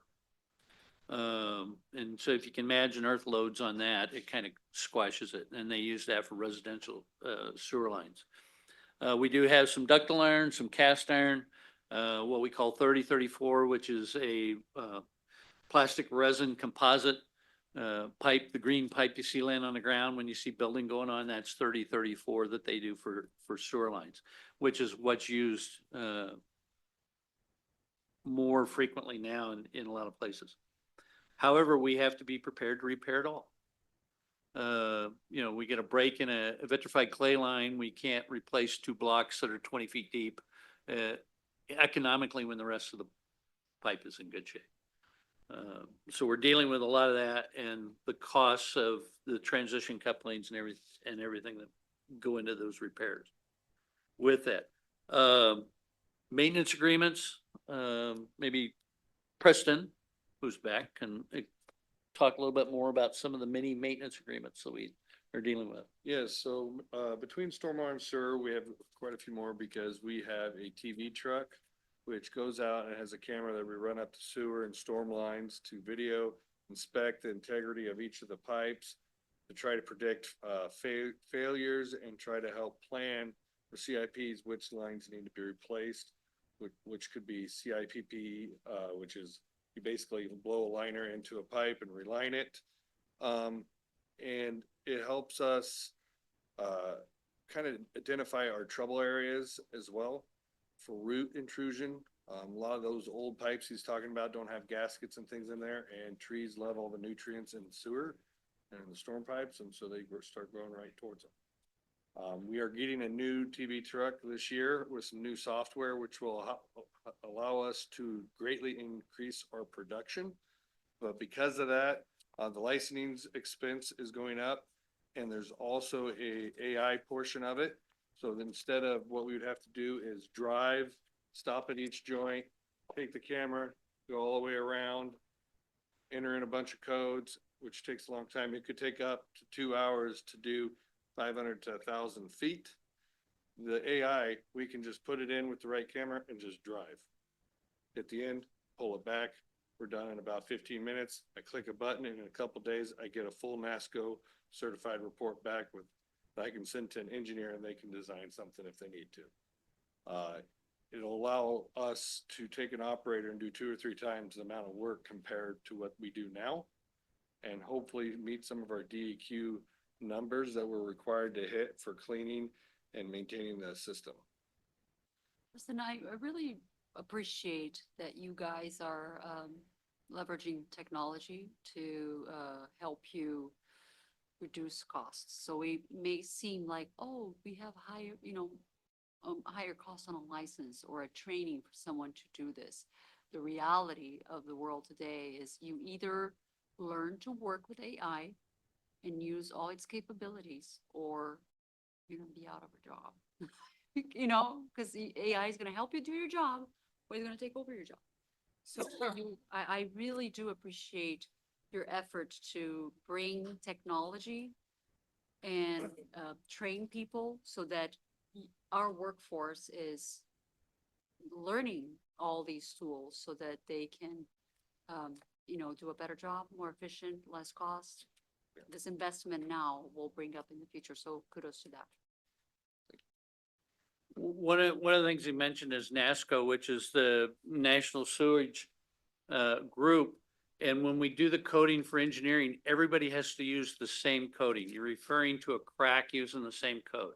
You're referring to a leak into there the same way. So it's all same language, so it can be understood by everybody. The requirement is those operators have to be recertified every 3 years, which is a week-long recertification process. With AI, it's an update that somebody pushed through. And not only that, but it's the ability to be able to run in, run out, and have the report completely done for you. And that's And- why we're seeing the employee testing going to zero, because you don't need those certified anymore if you're gonna use the technology, right? Well, for us, we've combined employee testing with travel and training. Got it. Our big expense in travel is, CDLs. Okay, It's anywhere from 5 to 7 grand to get one individual certified. okay. That for a CDL license is Yes, that much? If they're veterans, we get discounts, but if they're not, that's how much it costs, and we lose the employee for a month. Because they have to go The training. federal regulations on CDL has changed dramatically over the last few years. And they require, I think it's 4 weeks, 3 weeks of in-classroom training. Then they require an additional number of hours behind the wheel of hands-on with an instructor training and then a testing that's done on that. Whereas before, we could bring them in, train them ourselves, get the testing scheduled, and they go and take a test with a state tester. And if they pass, they get their CDL. And if they didn't pass, they didn't get their CDL. They can't even take the test until they've completed this month of training. And it's all day, every day. And as far as the recruitment part of it, it'd be harder for you to say we only want to hire someone who already has a CDL, right? So that's something that you need to provide to your employee for them to do the job that they need. Occasionally, we're lucky enough to find someone that has one, but if we find the right person, we can get them trained. But there is a significant cost increase to it. And as President said, we've found grants for veterans, Native Americans, some of the other underserved people that we've been able to get it done through Chemeketa Community College. And actually, we have had a few at no cost to us, but those funds have dried up, and so we have to plan for that. Yeah, you have to plan for that training. Sounds good. Okay, Mike? So I have two questions. One is, with all the old lines that we have, as long as I've been on council, I don't know if specifically we've talked about it. Maybe you guys are all just doing it as part of your job, and that's fine. But is there a specific plan of, we've got pipes that are 80 years old, 100 years old, over 100 years old. Do we have a specific plan of, we are now during this year going to go in and repair these 100-year-old pipes? I know we're going to be doing stuff when we start going down Rivers Street, because, we're going to be redoing that whole road here. But do we have something like that in place? And That's what our TV truck does. We go through and take a look at it. so The it looks, integrity- it finds the worst area. Unless there's a problem, there's many sewer systems where the vitrified clay pipes underground that serve their sewage system are several hundred years old. And it's just a matter of failure, earth shifting, cracks, that type of stuff that happens, disturbed by contractors. And as Preston mentioned earlier, one of the things that we've done is gone in and lined them with a liner, and that old pipe becomes the carrier, and the new pipe, the liner that's cured in there, resin cured, becomes the new pipe. I have another question. I think in my years here in the council, I've heard you talk about some of the pipe replacements that were required from a environmental perspective, that there was a big rush to complete those, and that scope of work has been completed already, right? That's correct. And some of that replacement was because they were cross-tied with storm sewer. Okay. Sanitary sewer and storm sewer was cross-tied, and the only way to remove it was to replace them. Right. So my other question was, and I'm assuming now that maybe it's already being done because of what Preston was saying about lining these pipes, but primarily I guess either on the water system or the sewer system, when you've got these big pumps that are running, if you have old lines, it could, that have maybe the seals aren't working as well, wouldn't you be losing pressure or suction from those? And do we have a way of knowing, is there an alarm that goes off going, this motor, this pump is running way too hard or heavy or something because it's not, there must be a leak someplace in the suction of the line. Right, well, when we're talking about wastewater systems, our sewage lift station pumps, they pump into a tight line or a pressure main. Those pressure mains are sealed that are on there, and we actually have alarms on those pumps that either it's plugged and not, and it's trying to pump and not, or it's a runaway where it's over pumping. We also have meters on there that tells us how often it pumps, how much flow comes in, how much flow's going out, and it's being monitored. So we do have alarm systems on there with that. The majority of our piping in town flows by gravity into the pump stations. And then from those pump stations, it's pumped into another gravity main trunk line where it flows on down and eventually gets to our treatment plant. Any more questions on wastewater maintenance? Hearing none?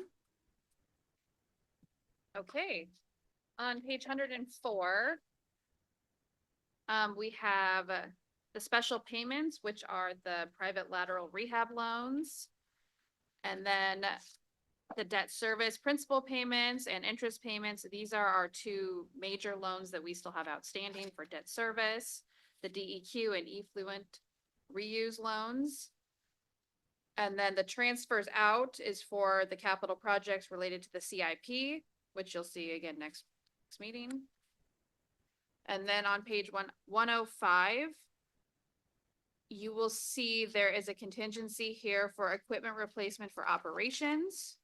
If you have questions on that, Russ or John can answer those, because that's related to their capital rollover plan that they have for equipment replacement. And then there's a contingency here for debt service specifically, that's $750,000. That's part of the debt covenants that require us to have that amount set aside in contingency related to I believe it's the DEQ loan that requires that. So that's for that 750, and then you have another assigned here that I'm assuming is for the capital outlay that has 831? Yes, that is for the equipment replacement for operations. Okay, and then you have one that is assigned that is at 0, that you had some budget for fiscal year 25, but I'm looking at it that you may have shifted something around to.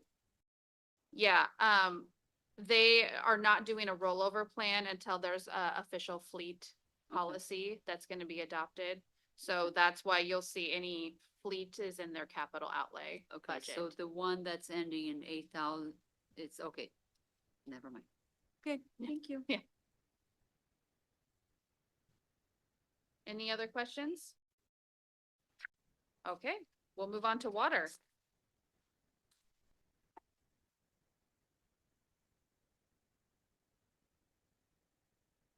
So for the water revenue, which is on page 108. Again, the development review and inspection fees went up. That's no surprise. It's kind of the same trend that we've been seeing across the board. I budgeted for what we've been actually receiving this year and expected the same for the next 2 years. For the user fees, rate review had passed a 5% increase for 2026. And so that is what I also budgeted for 2027. And then there's also a large increase in the connection charges. That just has to do with development that we've seen coming on for more water meters. So I budgeted a similar number for the next 2 years that we're expecting to do. Again, interest earned we've been truly under budgeting that there. So I put that at a closer number to what we've been actually receiving for interest on that.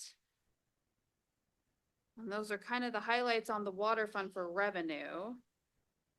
Any questions on that before we move on to the capital engineering? Sure.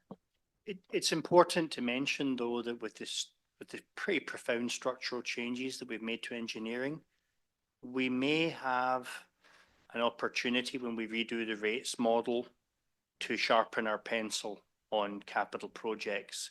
The capital project list is smaller than it used to be, and I think it's more realistic. So you may see a positive effect on the rate side, which will help these numbers in the next cycle. And for the sale of assets, that would be like a vehicle or something like. Yeah. Right. Okay, any questions? Move along. Okay, moving over to page 109, and we're looking at capital engineering water. Staffing was reduced to reflect the shift to contract engineering. Also, therefore, travel and training shifted. You'll see a much greater professional services line. Once again, this is one of these tabs I was talking about. That's to Keller with a bit more cost for OpenGov permitting system, but the same number of Bluebeam licenses. Once again, holding steady on capital for the reasons listed already, thinking about the plotter and tablets and laptops. And you'll see a very huge shift at 075113610000. This was where we booked the buying of the senior water rights from the previous mill operator. And you may recall we bought those senior water rights when we had the opportunity. These are water rights that will assure our senior position on the Willamette River after I am dead. Any questions on 07 on that page?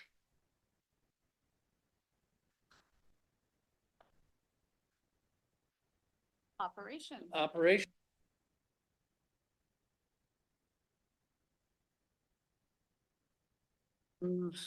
Under operations. Again, it's the FTE shift is taking place in there, so that's that number. The operations costs are basically doubled, taking into account inflationary anticipation in some of those. However, there are a couple numbers in here that are a lot bigger to take a look at. One is contractual services, which is tied into a couple of these others, such as down at the bottom, well maintenance. We have currently have wells 5, 6, 7, 8, and 9 that are operational. We used to have 1, 2, and 3. 3 years ago collapsed and we discontinued it. Wells 1 and 2 were discontinued because you can only rehab a well so many times before it binds or closes itself up to where you can't get any much water out of it. Recently, well 4 has done that. We've rehabbed it several times. It is bound to the point where we were getting minimal water return out of it. So we have abandoned well number 4. And one of the requirements through state law when we abandon a well is we must remove it completely. So you don't cut a casing off and put a pipe on top of it and call it good. So we're removing that. One of the other things that we're doing is the pump that's in well 4 is in great shape. And we're going to move it into well 5. And as John had said, we're going to get how much more? 1,000 gallons a minute more. 1,000 gallons a minute more out of well 5. And that's without too much of a rehab on the well. So it's going to give us an increase back from what we were getting, because we were getting 200 to 300 gallons out of well 4 when we finally discontinued it. And the pump that's in well 5 right now will be a reserve for. Yep. Yeah, that's awesome. So we're making some changes there, but that takes professional services, Snyder Well Service, which fortunately we have one of the top municipal well maintenance folks located across the river right near us. They go as far as Seattle, as far as California to maintain municipal wells. And so we don't have to pay a lot of travel costs for them. And I have another question. So you guys lost 4 wells. There are still. We still have 5, 6, 7, 8, and 9. So. That are located on the 123 acres that the city owns in Marion County on the other side of the river. Okay. Well number 4 is located on a 200 by 200 foot square piece of property in the center of a larger section of property that's owned by KCK Farms, Okay. which is out of Lafayette. I've already talked with Kevin Connor. with that and the possibility of doing some kind of an exchange for another piece of property in that well structure for a future well in the future. You know what I We was give him, coming we with give that him the old question. property back and he gives us another piece. And Man, I'm coming, you're already going with the answer, because my question was going to be, so you already have a plan we already have a plan for more wells? for more wells. And currently the wells we have the capacity to provide the city with water for years in the future.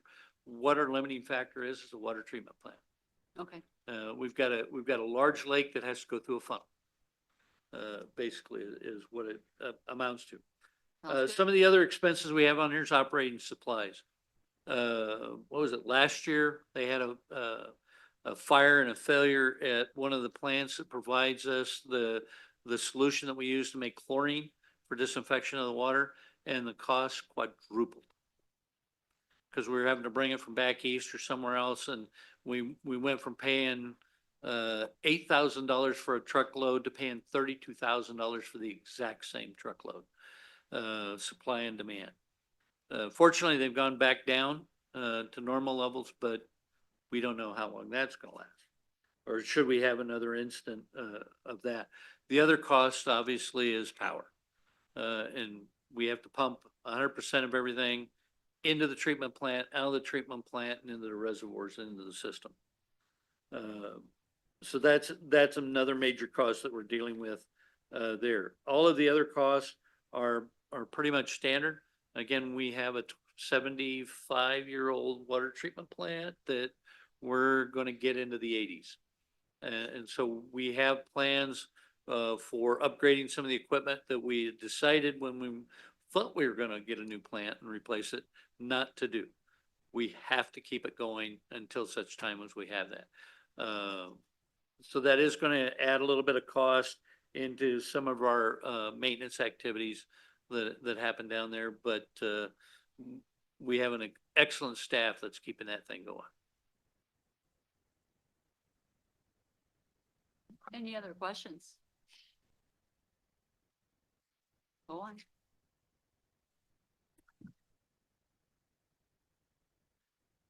Moving on into water maintenance. Again, the FTE costs you'll see in there, as Katie has explained before. One of the bigger numbers is water meters. What we have is in our water meter system is a couple of things. We're again doubling the number, but we have additional, and I don't know how many homes are going to come online in the next 2 years, but we can guess there's a bunch if you take a look up at Mountain View Drive and what's happening up there.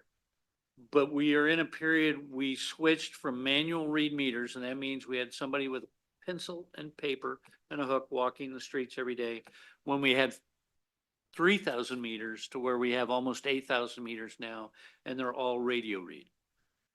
So they have the capability to read them from the office. It also gives our technician the ability every morning to look at the readings and determine who's got a water leak today.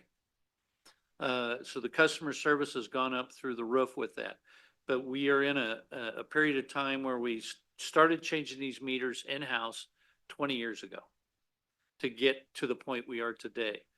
But they're battery powered internally, and they have a 20-year life expectancy. So we are in a mode now where we're starting to replace the original meters we replaced, and that will be an ongoing issue that we deal with. That's written into the rate structure in the meters replacement fund to continue to support that. But it also gives us the ability with these meters to do many other things with technology. Once we complete the entire system, we're going to have a customer portal where you can have an app on your phone and you can see what your water bill is. You can see what your water meter is doing. You can see how much water you use. You can see if you have a leak or not. It will tell you if you have a leak with that.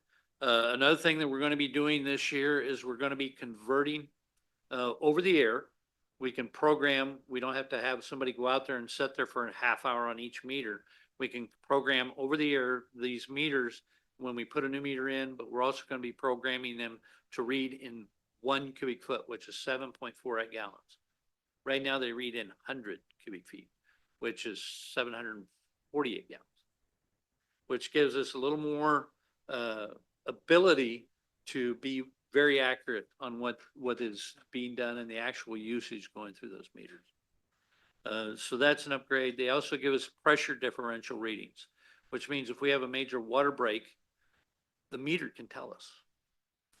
Because the pressure differential will drop off immediately and it can give us an alarm. So that's one of the numbers that we have in the meter. There's other ones we keep in secret. We call them our ally. They're actually called an ally meter. We can remotely shut water off for those individuals that choose to frequently choose not to respond to the letters they get and pay the bill. It's an opportunity to do that. They're quite expensive, but it has much more capabilities in that meter beyond just that capability, and that's why we're looking at doing those. So that's a major expense that we have in the water system for that. Maintenance Again- agreements.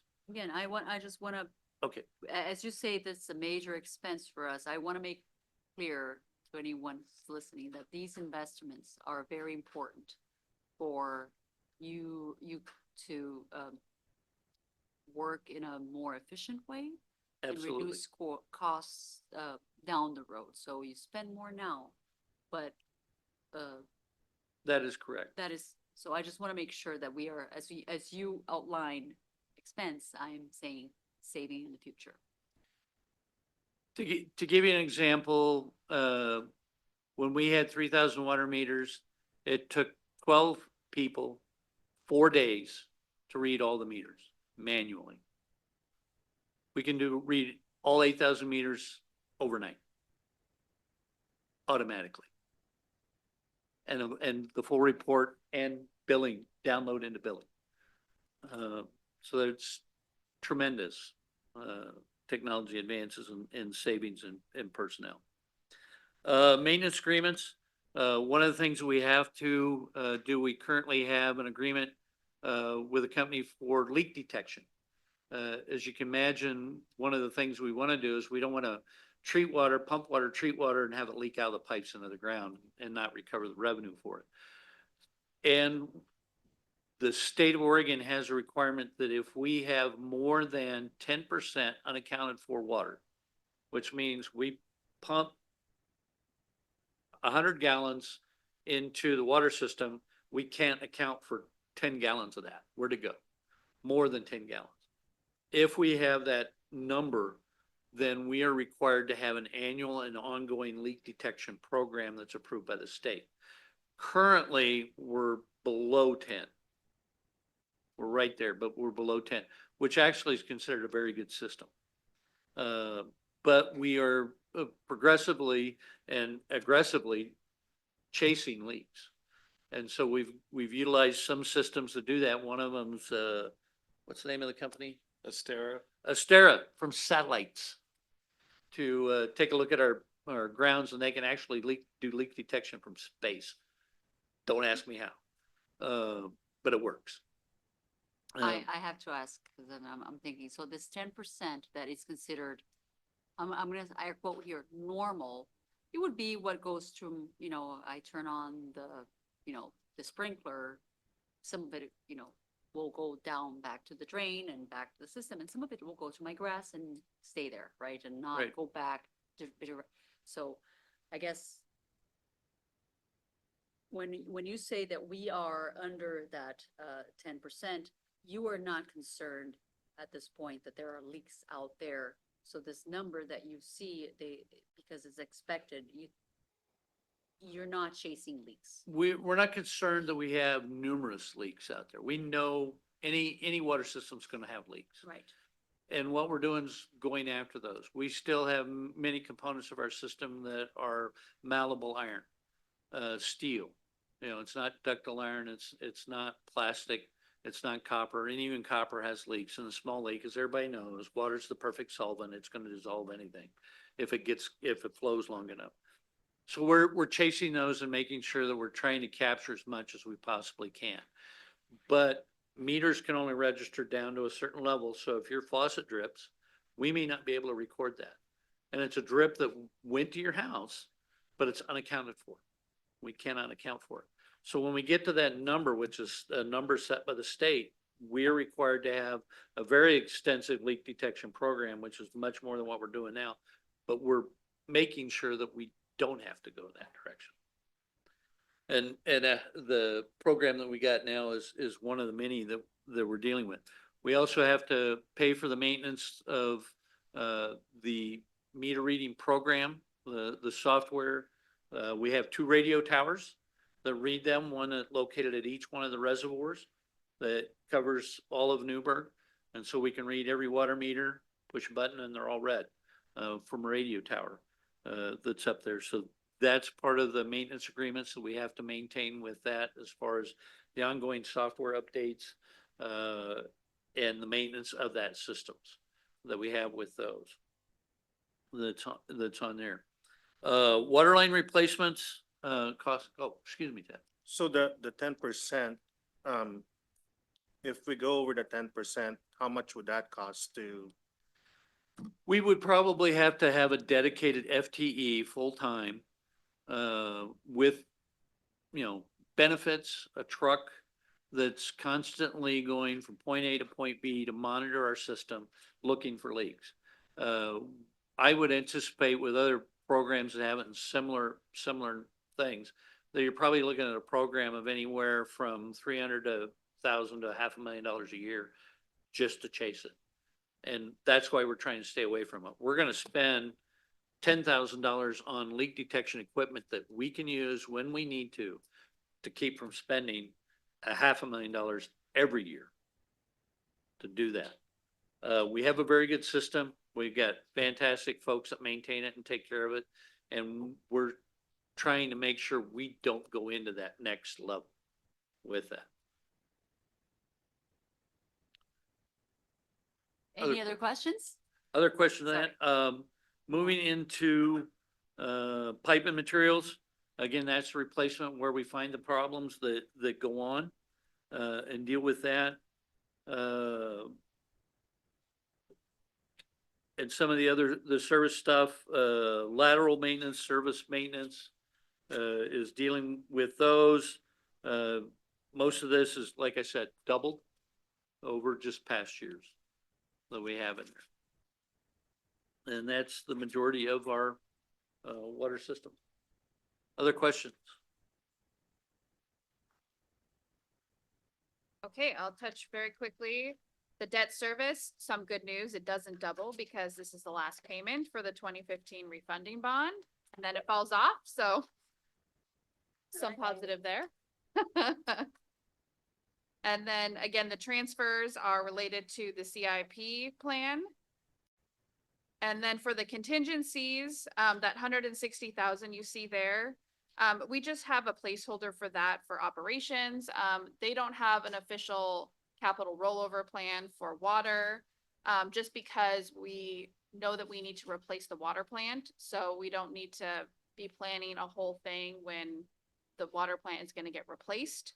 So we just have an arbitrary placeholder here in case there's something that breaks and they need a little bit extra money to fix it. But we don't want to be on a whole replacement schedule if we're going to get a whole new water plant soon. And I think that's it. Any other questions on water? So next meeting, you're going to see each of these transfers land to become expenditures. Yes. Okay, we'll move on to stormwater, which is the last fund for tonight. So for the revenues on page 114, the major one that shifted here was, again, the user fees. For rate review, they passed a 6.5% for 2026. So I just planned for that in 2027. And interest, again, was very under budgeted. So I trued that up to what we've been receiving. And that's kind of the highlights for the revenue side. If anybody has any specific questions on stormwater revenue. Okay. On to you, capital engineering. Should I use a Scotty voice when I do? I guess I always have a Scotty Always voice, have don't I? Okay, so in Fund 17, Stormwater Capital Engineering, you'll see the major changes are staffing was reduced to reflect the shift to contract engineering with Keller, and therefore also travel and training shifted in the same direction. Much greater professional services to include the new Keller contract.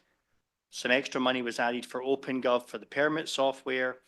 And all the departments that use the permit software are all paying a portion of that. So buildings paying a part, planning's paying a part, engineering's paying a part, everyone that touches that system.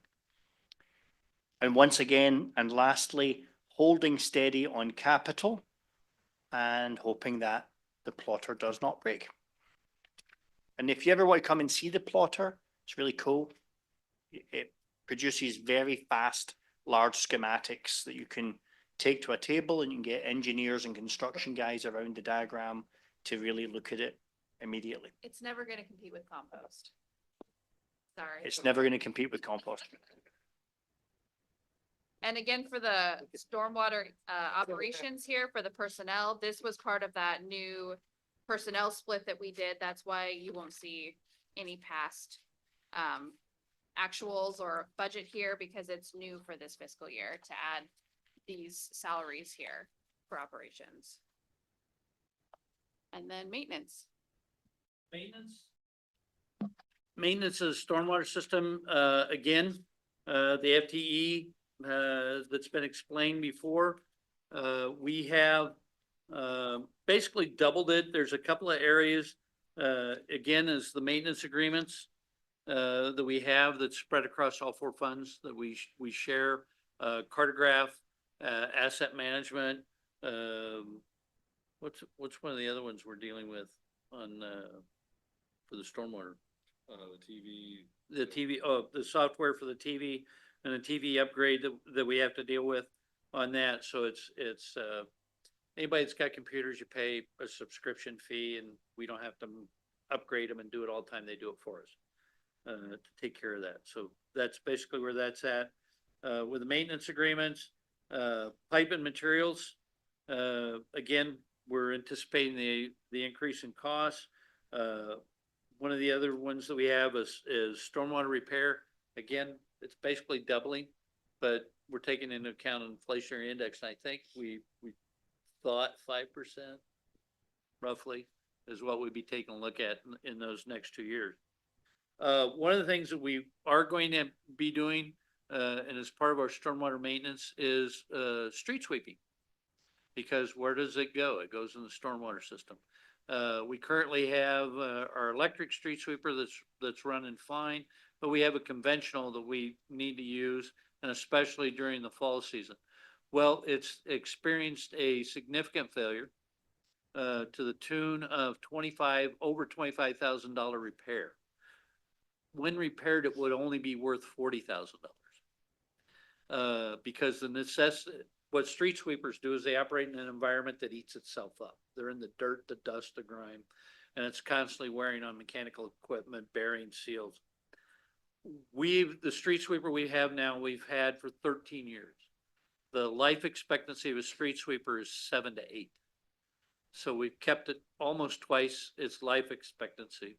And we are applying, and one of the things that we've decided to do is, with any of this equipment or any other equipment, is use the rule of 50-50. If the repair cost is going to exceed 50% of the cost of the value that we can retain, because they are investments, we're not going to fix it.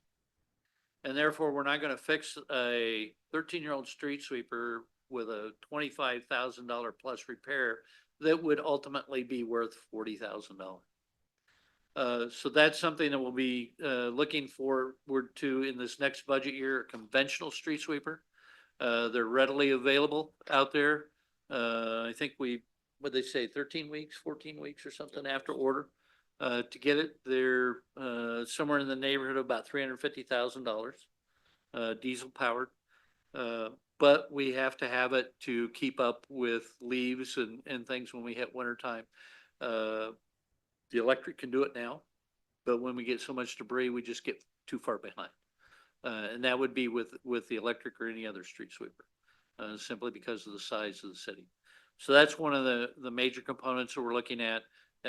Preston earlier mentioned a TV camera. The one that we currently have is 12 years old. Technology, as you're well aware of, 12-year-old technology is extremely old. It does not have the capability to handle AI. It does not have the capability of doing those rapid inspections with that. And it gives us the new ones give us the ability. In a sewer line, you got a sewer line goes down the street and you got your lateral that comes from your house down there. We can't see what's up the lateral either that's in the street. The new one will be able to pull up and the camera will turn and go up the lateral. Up through in the street right away and be able to tell us if we got a problem there, which is what, 80% of the problems we experience with residences is in the lateral. So that will give us the ability to do that. And again, be much more efficient and give us the reports that we need. I have a question a follow-up on that, just as a curiosity. So when you identify that the issue is in the lateral, then it's no longer the city's responsibility, it's the owner's responsibility? That's the question. In the city of Newburgh, the lateral is our responsibility to maintain and repair in the public right of way. The public right of way, which is. Throughout the state of Oregon, it's about 50-50. City of Portland, the homeowner's responsible for the lateral all the way to the main, regardless of where the main is. City of Salem, the homeowner's responsible for the lateral all the way to the main, regardless of where the main is. In Corvallis, the homeowner's responsible all the way to the main, which means they could be digging up in the middle of the street, you know, with a private contractor or something to replace their sewer line.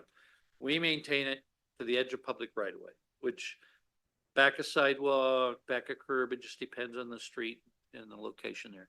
So we maintain that part of the system that's in here, and that's historic with the city of Newburgh and under our code requirements.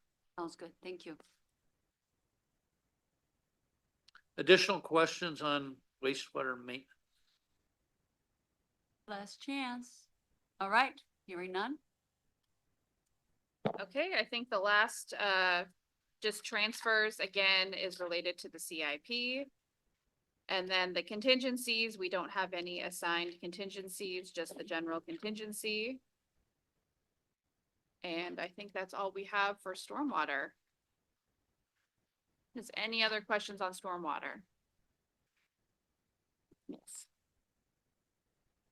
Okay, so I think that's all we have for tonight. Next meeting rather is May 13th, and we will be, yes, Will's got his presentation on the CIP, which council has already seen, so we're just going to attach it to the packet. We're not going to actually go through the presentation at the meeting. So if the committee wants to review that presentation, please do. It'll help on the CIP presentation. So that if you could have any questions about projects on the list, like why Franklin water Stormwater. line, why, Yeah. you know, So your recommendation is for us to look for that in the board packet for. Yes. For their review. Yeah, there'll be a supplemental update to the packet with Okay. that presentation. Thank you. Yep. And then the next meeting, we'll also be approving the budget and we'll also be talking about the property taxes. So we need to come prepared to review this last part and call it done. I That's love- right. Okay. All right. Any other comments, questions before I adjourn? All right, so meeting adjourned. See you May 13th. May 13th.